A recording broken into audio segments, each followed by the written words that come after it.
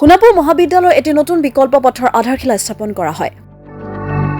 উল্লেখ্য যে মুখ্যমন্ত্ৰী উন্নতি পকীপথ নিৰ্মাণ আঁচনিৰ অন্তৰ্গত ৰাষ্ট্ৰীয় কৃষি আৰু গ্ৰাম্য উন্নয়নৰ বেংক চমুকৈ নাৰ্বাৰ্ডৰ অধীনত 2024-25 গ্ৰাম্য আন্তঃগাঁথনি উন্নয়নৰ পুঁজিৰ দ্বাৰা নিৰ্মাণ হ'বলগীয়া উক্ত বিকল্প পথটিৰ আজি আধাৰশিলা স্থাপন কৰে দিছপুৰ সমষ্টিৰ বিধায়ক অতুল বৰাই। মহাবিদ্যালয়ত অধ্যয়নত শিক্ষাৰ্থী তথা ৰাইজৰ সুবিধাৰ্থে নিৰ্মাণ হ'বলগীয়া উক্ত বিকল্প পথটিৰ আধাৰশিলা স্থাপনৰ পাছতে অনুষ্ঠিত হয় এখনি মুকলি সভা। সোণাপুৰ মহাবিদ্যালয়ৰ উপাচাৰ্য বিমান পাটোৱাৰীয়ে আঁত ধৰা এই সভাত নিৰ্মাণ হ'বলগীয়া উক্ত বিকল্প পথটিৰ প্ৰয়োজনীয়তা সন্দৰ্ভত বিশেষভাৱে আলোচনা কৰা হয়। প্ৰায় 660 মিটাৰ দৈৰ্ঘ্যৰ উক্ত পথটি প্ৰায় নিৰ্মাণৰ বাবে আজি এই অনুষ্ঠানত উপস্থিত থাকে দিছপুৰ সমষ্টিৰ বিধায়ক অতুল বৰা, সোণাপুৰ মহাবিদ্যালয়ৰ অধ্যক্ষ ডক্টৰ দেৱব্ৰত শনিকৰ, লোক নিৰ্মাণ বিভাগৰ কাৰ্যবাহী অভিযন্তা মুনীন্দ্ৰ ডেকা, প্ৰমুখ্য মহাবিদ্যালয়ৰ অধ্যাপক অধ্যাপিকা, ছাত্ৰ-ছাত্ৰী তথা অঞ্চলটোৰ বিশিষ্ট ব্যক্তিসকল।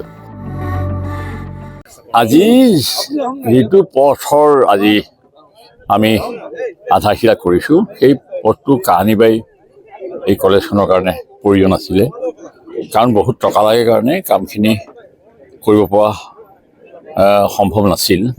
এতিয়া যিহেতু টকাখিনি গোট খাইছে, ৰাস্তাটো সেই ধৰণেই ইঞ্জিনিয়াৰসকলে নিৰ্মাণ কৰি উলিয়াব, আৰু সেইখিনি হ'লেই কলেজখনৰ হেৰিত সুৱগা চৰাই বুলি কয় নহয় অসমীয়াত, সোণত সুৱগা চৰা, সেই কৰাটো শব্দটো ইয়াত বাৰুকৈ খাটিব। আৰু কলেজখন ইতিমধ্যে এনেই ধুনীয়া পৰিৱেশত, ধুনীয়া ঠাইত, আৰু ল'ৰা ছোৱালীৰ কাৰণে বা শিক্ষকসকলৰ কাৰণে এতিয়া এই ডাবল প্লাছ এই ধৰণৰ এটাকে এই প্লাছ, এই ডাবল নহয়, এই প্লাছ অনলি ডাবল চাটেল কাম চামডে। এতিয়া হৈছে এট প্ৰেজেণ্ট মই ক'ব খুজিছোঁ, প্ৰতিটো কামেই নিখুঁতভাৱে এটাৰ পিছত এটা হৈ আছে। কলেজখনৰ শিক্ষক, প্ৰিন্সিপাল, বিমান পাটোৱাৰী সিং, এইকেইজনৰ অলপ চিৰিয়াছনেছটো আছে, আৰু নিজৰ বুলি সকলোৱে ইয়াত আছে। যিবিলাক বাহিৰৰ পৰা আহিছে চাকৰি কৰিবলৈ, তেওঁলোকে কলেজখনৰ লগত নিজৰ আত্মীয়তা গঢ়ি তুলিছে।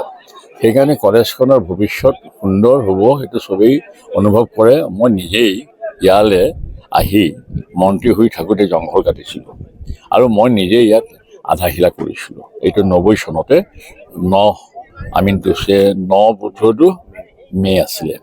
গতিকে ইতিমধ্যে সিদিনাখন আমাৰ ৰূপালী জয়ন্তী হৈ গৈছে, আৰু CMও কেইবাটাও স্কিমাৰ গেছে, ধন দিছে।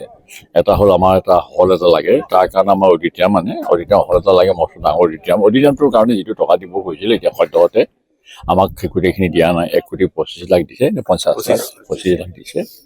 আৰু আমাৰ এইটো এই কণ্ডাক্টৰ ছেমি কণ্ডাক্টৰৰ কাৰণেও 50 লাখ টকা ইয়াত প্ৰশিক্ষণ হ'ব। ইয়াত প্ৰশিক্ষণ হোৱা ল'ৰা ছোৱালী তাত চাকৰি পাব। সেই সুবিধাখিনি তেওঁ নিজে কৈ থৈ গৈছে। সোণাপুৰ মহাবিদ্যালয় আমাৰ সকলোৰে খুব মৰমৰ এখন শিক্ষানুষ্ঠান, উচ্চ শিক্ষা প্ৰতিষ্ঠান। ইতিমধ্যে অসমৰ শিক্ষা জগতৰ সোণাপুৰ মহাবিদ্যালয়ে নিজৰ স্বীকৃতি আদায় কৰিবলৈ সমৰ্থবান হৈছে। নাকৰ্ডাৰ A+ গ্ৰেডৰ দ্বাৰা আমি ইতিমধ্যে স্বীকৃত হৈছোঁ, আৰু বিভিন্ন সংগঠনৰ দ্বাৰা আমাৰ মহাবিদ্যালয়খনৰ স্বীকৃতি ইতিমধ্যে আমি পাবলৈ সক্ষম হৈছোঁ। গতিকে এই সকলোবিলাকৰ প্ৰতি লক্ষ্য ৰাখি আমাৰ অদূৰ ভৱিষ্যতে মহাবিদ্যালয়খনক কেনেকৈ আমি ভৌতিকভাৱে তাক আগবঢ়াই লৈ যাব পাৰোঁ, শৈক্ষিক দিশত আগবঢ়াই লৈ যাব পাৰোঁ, তাৰ চিন্তা চৰ্চা আমি প্ৰত্যেকটো সময়ত আমি কৰিবলৈ আৰম্ভ কৰিছোঁ। আৰু সেই চিন্তা চৰ্চাৰ এটা অংশ হ'ল যে আমাক এটা আমাৰ মহাবিদ্যালয়খন তিনিটা পাহাৰত অৱস্থিত, 3টা টিলাত অৱস্থিত। তাৰে এটা টিলাত, মাজৰ টিলাটোত আমি আছোঁ। আমাৰ সোঁফালে এটা টিলা আছে, বাওঁফালে এটা টিলা আছে। টিলাবিলাকৰ লগত আমি যেতিয়ালৈকে সংযোগ হ'ব নোৱাৰোঁ, তেতিয়ালৈকে আমি তাতে গৈ আমাৰ যিবিলাক ইনফ্ৰাষ্ট্ৰাকচাৰ, আমাৰ ঘৰ দুৱাৰ বনোৱাৰ কথাটো আমি চিন্তা কৰিব নোৱাৰোঁ। সেইকাৰণে আমি চৰকাৰৰ ঘৰত আমি অনুৰোধ কৰিছিলোঁ, আৰু অনুৰোধ মৰ্মে তেখেতসকলে 2টা টিলাৰ মাজৰ এটা ৰাস্তা তেখেতসকলে বনাই দিবৰ বাবে ইতিমধ্যে আজি আধাৰশিলা স্থাপন হৈছে। আৰু এই গোটেই পদক্ষেপটো লোৱাৰ ক্ষেত্ৰত চৰকাৰে যিটো পদক্ষেপ গ্ৰহণ কৰিলে, আমাৰ লগত সঁহাৰি প্ৰদান কৰিলে, মাননীয় আমাৰ বিধায়ক মহোদয় শ্ৰী অতুল বৰাদেৱে যিখিনি কষ্টসাধ্য স্বীকাৰ কৰিলে, সেইখিনিৰ কাৰণে আমি ধন্যবাদ জ্ঞাপন কৰিছোঁ। আৰু এই পথটো, যিটো পথে অকল সোণাপুৰ মহাবিদ্যালয়কে নহয়, এই সোণাপুৰ অঞ্চলৰ যিখিনি বাসিন্দা, যিখিনি গাঁও দুইখন, সকলোৰে কাৰণে এই ৰাস্তাটোৱে বহুখিনি উপকাৰ সাধন কৰিব। আৰু বিশেষকৈ মহাবিদ্যালয়ৰ এই 2টা টিলাৰ মাজৰ যিটো সংযোগ স্থাপন হ'ব, এই সংযোগ স্থাপনে ভৱিষ্যতৰ দিনবিলাকক আমাৰ সোণাপুৰ মহাবিদ্যালয় প্ৰসাৰণ হোৱাত সহায় কৰিব। যিহেতু ইতিমধ্যে আমাৰ আমাৰ আহি আছে। আমি PG খুলিছোঁ, আমাৰ মহাবিদ্যালয়ত এতিয়া কমাৰ্চ ষ্ট্ৰীম হ'ব, আৰু আমাৰ মহাবিদ্যালয়ত ITEP কোৰ্চ আৰম্ভ হ'ব, আমাৰ মহাবিদ্যালয়ে অট'নমিও নিশ্চয় পাব। গতিকে এই গোটেইখিনিৰ কাৰণে আমাক ইনফ্ৰাষ্ট্ৰাকচাৰ ডেভেলপমেণ্ট কৰিবৰ কাৰণে আমাক অলপ প্ৰসাৰ হ'বলৈ জেগা লাগে, আৰু জেগাটো আজি এই ৰাস্তাতে আমাক দিবলৈ সক্ষম হ'ল। গতিকে এইখিনি আমাক আদৰ ভৱিষ্যতে মহাবিদ্যালয়খনক আগবঢ়াই যোৱাত নিশ্চয় সহায়ক হ'ব, আৰু আমি মহাবিদ্যালয় কৰ্তৃপক্ষৰ তৰফৰ পৰা বিধায়ক মহোদয়কে প্ৰমুখ কৰি সকলোলৈকে PWDৰ পৰা আৰম্ভ কৰি চৰকাৰৰ পক্ষলৈ আমাৰ কৃতজ্ঞতা জ্ঞাপন কৰিছোঁ।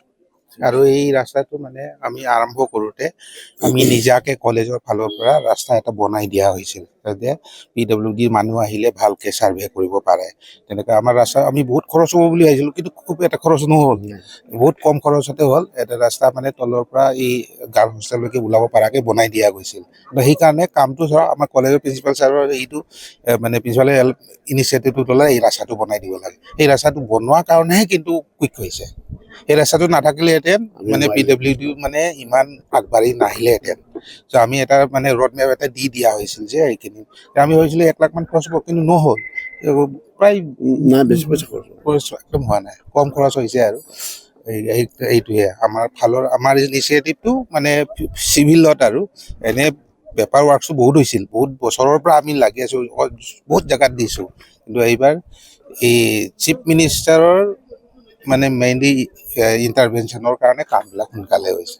Thank U.